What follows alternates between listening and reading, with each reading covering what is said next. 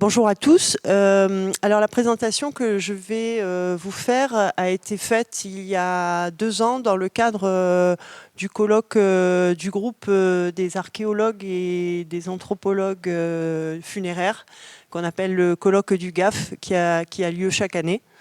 Et ce colloque, il se tenait à Tours et il avait pour objectif de redéfinir en fait la chronotypologie des tombes pour chaque région. Et donc on avait décidé d'essayer d'établir en fait d'en établir une pour la Corse. Voilà, donc vous savez qu'en Corse, donc ce travail qui a été présenté lors de ce colloque est le fruit d'une collaboration de plusieurs archéologues de l'INRAP et également du CNRS et en partenariat aussi avec la DRAC Corse. Donc, comme vous le savez, en Corse, la nature des sols, elle est dominée de façon principale par un cortège en fait de granit et de schiste qui assure en fait une assez mauvaise conservation, voire une disparition des restes humains. Et les sépultures pour lesquelles il est possible de lier architecture et sujets inhumés sont donc de ce fait assez rares. Toutefois, certains contextes taphonomiques s'avèrent malgré tout favorables à une conservation exceptionnelle des restes osseux, malgré des découvertes dans des zones défavorables. Alors habituellement, pour toutes les périodes, c'est l'utilisation des référentiels typochronologiques méditerranéens au sens large qui était privilégiée jusqu'à maintenant. Et toutefois, depuis un peu plus d'une vingtaine d'années, en fait, le dynamisme des recherches programmées et le développement, bien sûr, de la recherche archéologique préventive a permis donc aux acteurs de l'archéologie funéraire en Corse de proposer une première approche diachronique pour une typochronologie de l'inhumation. Donc vous allez voir, je n'aborderai ici que les inhumations et pas du tout les pratiques de la crémation. Actuellement, la répartition chronologique des sépultures qui sont utilisables, c'est-à-dire des sépultures qui sont à la fois récemment fouillées, avec une datation assurée, donnée donc, par des analyses en radiocarbone, et une analyse et possédant également une analyse anthropologique. Donc ces sépultures sont plutôt en faveur de la période tardo-antique et médiévale. En effet, les sépultures mésolithiques et néolithiques sont très emblématiques en Corse, notamment à Bonifacio, avec le site de Campo Stefanou, mais ce sont presque des unicums. Et les fouilles programmées préventives menées depuis une quinzaine d'années, notamment sur 3 ensembles funéraires associés à des cathédrales épiscopales, notamment sur les sites de Sant'Appiano de Sagone ou l'espace d'Alban à Ajaccio et évidemment le site de Mariana. Ces derniers livrent plus d'une centaine de sépultures. Pour l'Antiquité, les données se sont accrues de façon significative ces 2 dernières années avec la fouille préventive de 2 nécropoles, l'une à Mariana et l'autre à Aléria, qui s'est achevée donc, il y a à peu près 2 ans et dont les études sont toujours encore en cours. Alors, en ce qui concerne le mésolithique, c'est une étape donc, de diffusion humaine vers de nouveaux territoires, notamment en Méditerranée occidentale, avec la colonisation donc, des îles du bloc corso-sarde. Nombreuses sont les preuves en Méditerranée d'une navigation maîtrisée, voire régulière, et c'est à cette période qu'apparaissent en Corse les premiers témoignages.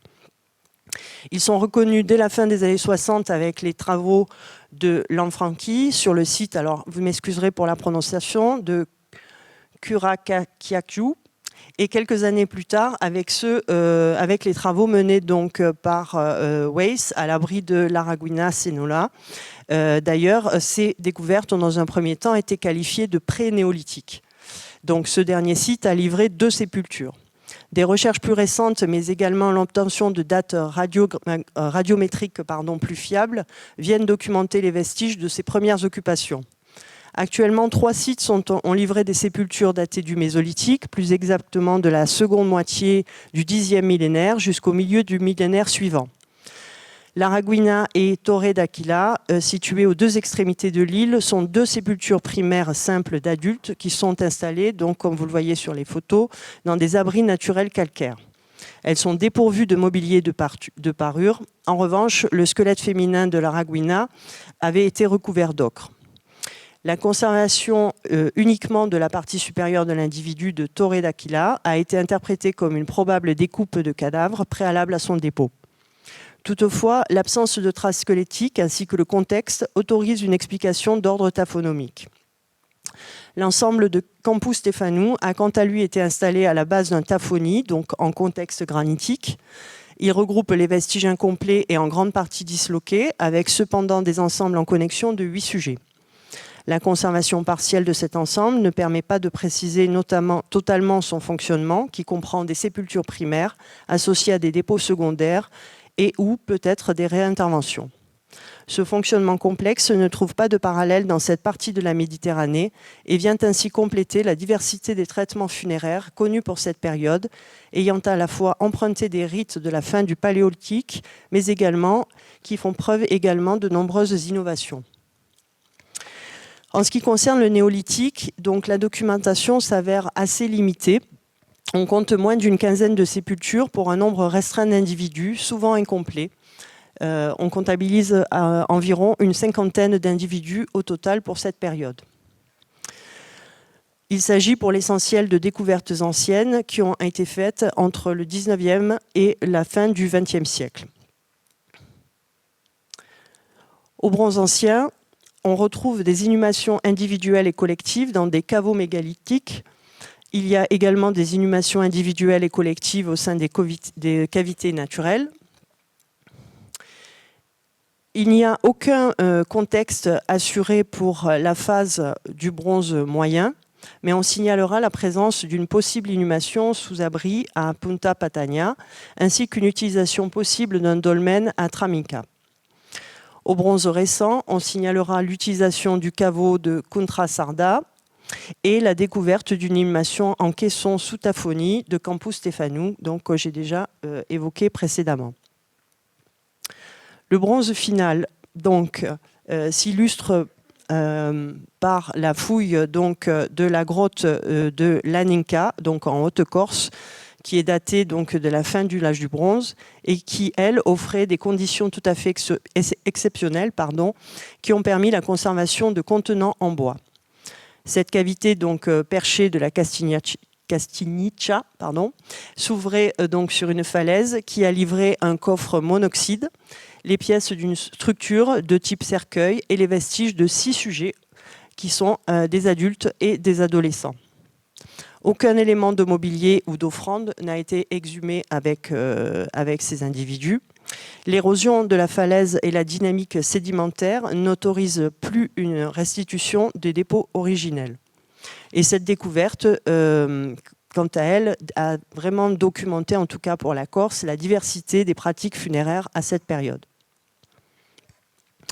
Au premier âge du fer, on retrouve une pratique généralisée de l'inhumation en cavité naturelle.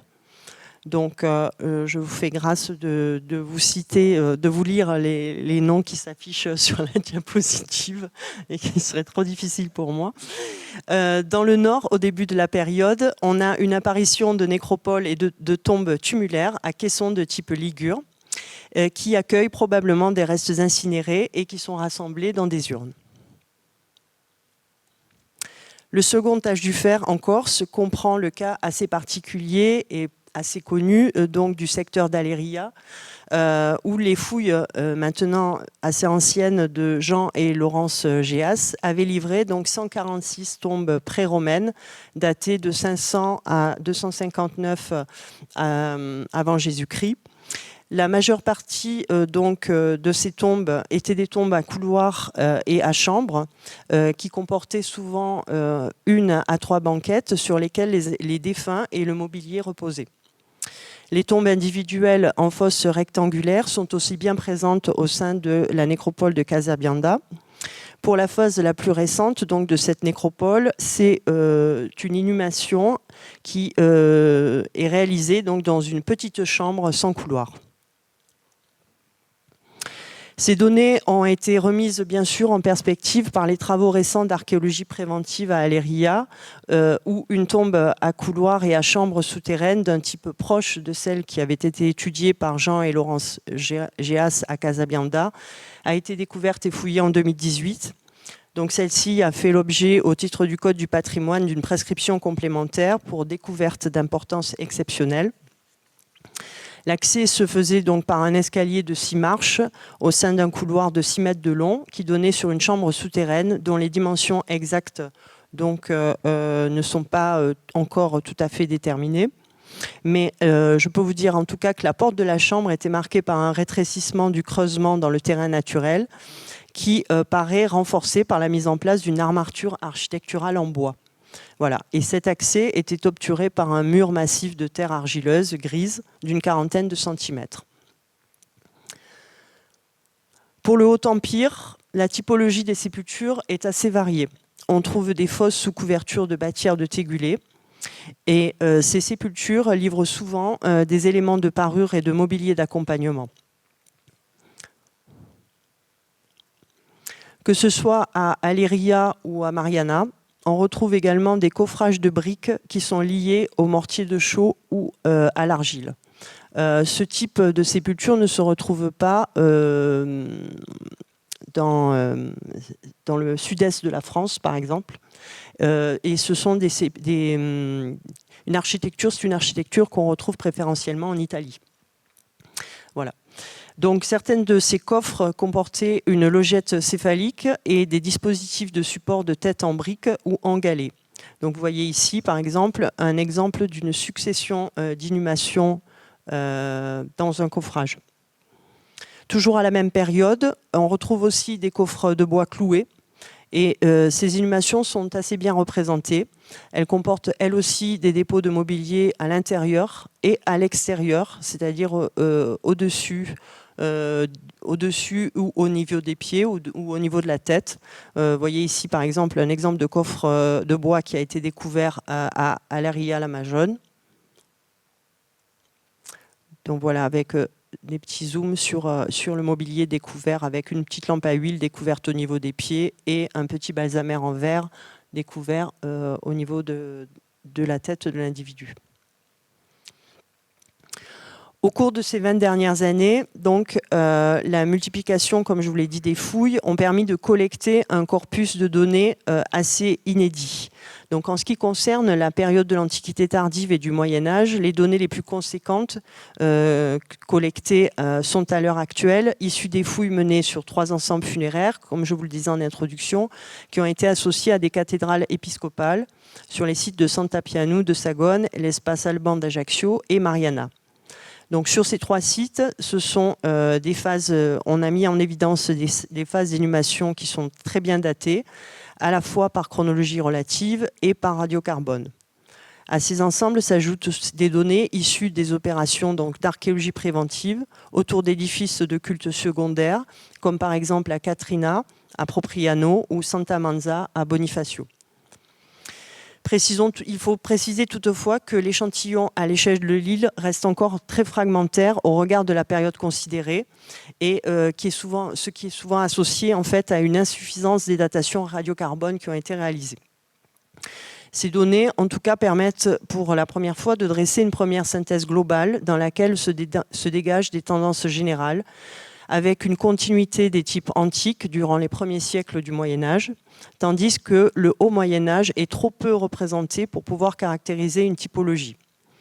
Enfin, une diversité des architectures et des pratiques au Second Moyen-Âge peut s'observer et elle s'insère globalement en fait dans celle que l'on retrouve dans le bassin méditerranéen nord-occidental, avec cependant quelques décalages chronologiques en fait pour certains types architecturaux. Donc au début du Moyen-Âge, c'est-à-dire entre le 5e et le 7e siècle, on observe une continuité, donc, comme je vous l'ai dit, des types antiques. Aussi les inhumations, par exemple, qui ont été découvertes dans et autour des premiers édifices de culte chrétiens, qui sont fondées donc entre le 5e et le 6e siècle, sont principalement des sépultures qui sont primaires individuelles et qui sont déposées dans des tombes sous tuiles ou dans des tombes en amphore. La durée d'utilisation de ces premiers ensembles est bien souvent assez courte, malgré donc la rareté des datations radiocarbone et en raison aussi d'une mauvaise conservation osseuse qui est assez souvent médiocre dans ce type de sépulture. La chronologie de ces tombes donc, est calée par rapport à celle des édifices de culte ou grâce aux rares éléments mobiliers, ou encore grâce à la typologie des contenants, c'est-à-dire grâce au type, par exemple, d'amphores qui sont utilisés. Les tombes sous tuiles, donc en bâtière ou en coffre de plan rectangulaire, sont les plus représentées durant les premiers siècles du Moyen-Âge, notamment les bâtières. Donc, on dispose par exemple de datation C14 pour l'ensemble funéraire paléochrétien de Sant'Appiano de Sagone, qui situe donc ces inhumations entre 420 et 570, avec comme date la plus probable 540, donc après Jésus-Christ. Parallèlement à ces tombes sous tuiles, donc on retrouve des tombes en amphore qui sont majoritairement des productions africaines et qui sont utilisées autant pour des inhumations de sujets immatures que pour des sujets de taille adulte. Plusieurs exemples de tombes en amphore sont pourvus de cols d'amphore disposés sur la partie supérieure, lesquels ont probablement servi de dispositif à libation. La plupart de ces tombes donc n'ont pas été datées au C14. La typologie des contenants permet toutefois de donner un terminus post-quem entre les 5e et 6e siècles. Donc, comme vous voyez ici en photographie, donc la tombe en amphore donc, qui a été découverte sur le site de Santa Manza à Bonifacio contenait un sujet adulte qui a été daté de la seconde moitié du 6e siècle, début du 7e siècle, entre 550 et 650 après Jésus-Christ, avec 95% de probabilité. Bien que la pratique de la sépulture primaire individuelle soit largement majoritaire, on recense sur le site de Catrina a Propriano un cas d'une inhumation multiple contenant 4 sujets inhumés dans un coffrage mixte qui alliait à la fois des dalles de calcaire et des tégulés. Cette sépulture était datée entre 417 et 552 après Jésus-Christ. Le Haut Moyen-Âge, donc entre le 8e, le 9e siècle et le début du 10e siècle, c'est une période qui n'est pas très bien représentée dans les ensembles funéraires qui sont associés aux cathédrales, si ce n'est à Mariana, où ce sont en fait les premières sépultures qui se sont installées à partir de la fin du Haut Moyen-Âge, entre la fin du 9e et le 11e siècle, d'après les datations C14 qui ont pu être réalisées sur ce site. Ici, il s'agissait dans un cas d'une tombe en fosse avec une couverture de tégulés, et pour la seconde tombe, en coffre de lauze. Je suis désolée, je ne dispose pas d'illustration pour cette tombe en coffre de lauze. Donc ailleurs en Corse, on n'a pas ou peu de données. On recense toutefois à Catrina, donc sur le site de Catrina a Propriano, donc 3 sépultures qui correspondent à des fosses anthropomorphes avec des couvertures de dalles qui semblent-elles être associées au second édifice de culte et qui donnent une datation donc, qui cale les sépultures entre la fin du 8e siècle et le début du 10e siècle. Le second Moyen-Âge, c'est une période pour laquelle on dispose en fait en Corse d'un échantillon plus conséquent grâce aux fouilles récentes qui ont été réalisées donc, sur les 3 cimetières médiévaux associés aux sièges épiscopaux, ainsi que grâce aux multiples opérations d'archéologie préventive qui ont été réalisées ces dernières années donc autour d'édifices de culte secondaires, notamment les églises piévanes et les chapelles. On retrouve pour cette période une majorité d'inhumations primaires individuelles, mais aussi des dépôts multiples et secondaires. Et la typologie des tombes revêt une assez grande diversité, mais le type le plus représenté est la tombe en coffre de pierre, qui représente donc une grande variété dans les formes. On observe à cette époque une absence généralisée de mobilier, à l'exception de quelques éléments de parure et d'habillement.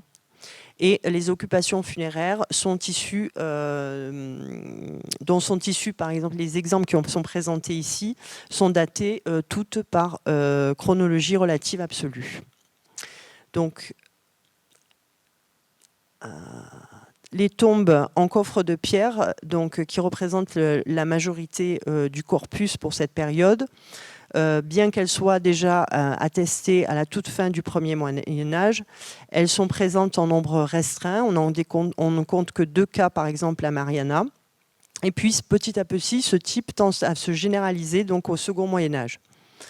Les datations radiocarbone qui ont été réalisées à Sagone et à Ajaccio sur plusieurs tombes en coffre de pierre montrent une certaine coexistence des différentes formes dans le temps, plan rectangulaire, ovale et naviforme.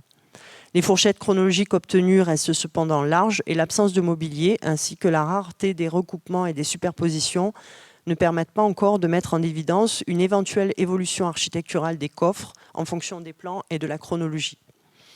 À partir de la fin du XIIIe siècle, son utilisation donc, tend à se raréfier, mais sans pour autant disparaître. Pardon. Voilà. Donc, ces coffres, comme vous le voyez, sont en grande majorité donc, pourvus d'un dispositif de couverture à l'aide de dalles de granit qui sont disposées à plat et jointivement. Leur nombre varie en fonction de la taille de la tombe. Voyez par exemple l'exemple à Sagone qui contenait un sujet immature était recouvert par une seule grande dalle. Mais par contre, on pouvait avoir des couvertures qui ont été par la suite recouvertes d'une épaisse couche de mortier de chaux, comme c'est le cas sur le site de Sant'Alban à Ajaccio, qui a été daté du XIIIe siècle. C'est l'exemple que vous avez ici en haut à gauche. Donc, ces tombes en coffre de pierre ne sont toutefois pas exclusives et coexistent donc avec des tombes donc, en fosse qui sont de tout type. Il peut s'agir de fosses rupestres, des fosses à couverture, des tombes en fosse simple. Certaines étaient également probablement pourvues d'un dispositif en matière périssable, avec, comme le montre parfois, la présence de clous dans le comblement supérieur de certaines sépultures. Les tombes en fosse donc, qui sont retrouvées durant tout le second Moyen-Âge, du Xe au XVe siècle, tendent à être plus nombreuses vers la fin de la période. On remarquera par contre la persistance de l'usage de la bâtière de tuiles, puisqu'on a une sépulture qui, sur le site de l'espace Alban à Ajaccio, qui a été datée au radiocarbone du XIIe-XIIIe siècle. Qui traduit donc cette datation, nous donne donc une idée de la survivance en fait, de ce type qui va jusqu'à la fin du Moyen-Âge. Enfin, on retrouve également des cas de tombes maçonnées, par exemple à Mariana, qui malheureusement n'ont pas fait l'objet de datation absolue. Et celles-ci sont grossièrement datées entre la fin du Haut Moyen-Âge et le XIIIe siècle, période d'occupation de l'ensemble funéraire. On notera que ces tombes maçonnées sont quant à elles dépourvues de logette céphalique, et ce qui leur confère une forme anthropomorphe. Alors, pour l'époque moderne, on déplorera pour la Corse de n'avoir que des données ponctuelles avec peu ou pas de datation radiocarbone, en fait.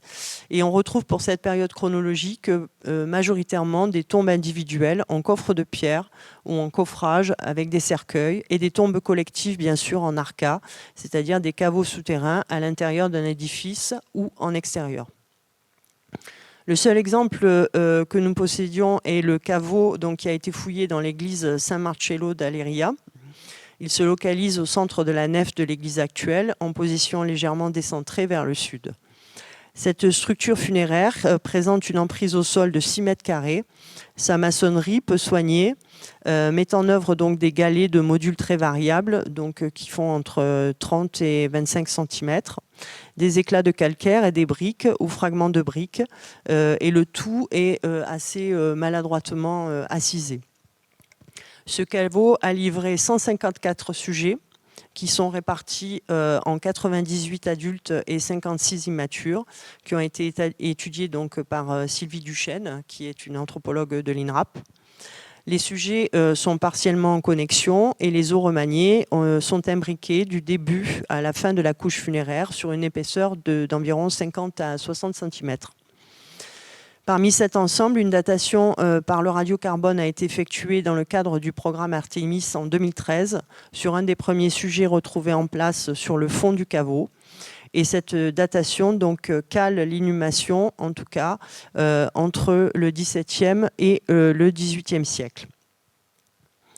Alors, il faut savoir que les fouilles récentes donc, qui ont été réalisées en archéologie préventive ont mis en évidence que la période moderne s'illustre également majoritairement aussi par des inhumations en fosse sans aménagement, avec un corps des défunts qui est fréquemment déposé au sein même de la fosse dans des enveloppes souples, comme ça a été le cas donc sur l'aire funéraire qui a été fouillée aux abords de l'église Saint-Barthélemy à Bonifacio en 2017, où 63 individus ont pu être exhumés. Alors, ces enveloppes souples, juste je m'arrête 5 minutes, c'est dans le cas de Bonifacio, on a pu découvrir donc souvent la mise en place de lacets en fait, qui serraient, bon, il faut imaginer plutôt des sacs assez amples en fait, qui renfermaient le corps. Il y a très peu de mobilier donc, qui sont associés à ces sépultures d'époque moderne, mais on retrouve quand même ponctuellement, comme ça a été le cas à Ossani, au sein du fortin de Girolata, des objets religieux donc, qui sont déposés et qui sont retrouvés in situ dans les mains des individus. De manière générale, donc, la typologie funéraire en Corse, des tombes découvertes, elle revêt donc une grande variété architecturale, comme vous l'avez vu, quelle que soit la période chronologique qui est envisagée. Et en l'état des connaissances, il est néanmoins possible de dégager donc, des tendances générales pour chaque période. Les données donc, je vous ai présentées aujourd'hui permettent de dresser pour la première fois donc, une première synthèse globale dans laquelle se dégagent donc, ces tendances générales qui vont s'enrichir bien sûr au fur et à mesure des découvertes et de la réalisation de nouvelles datations C14.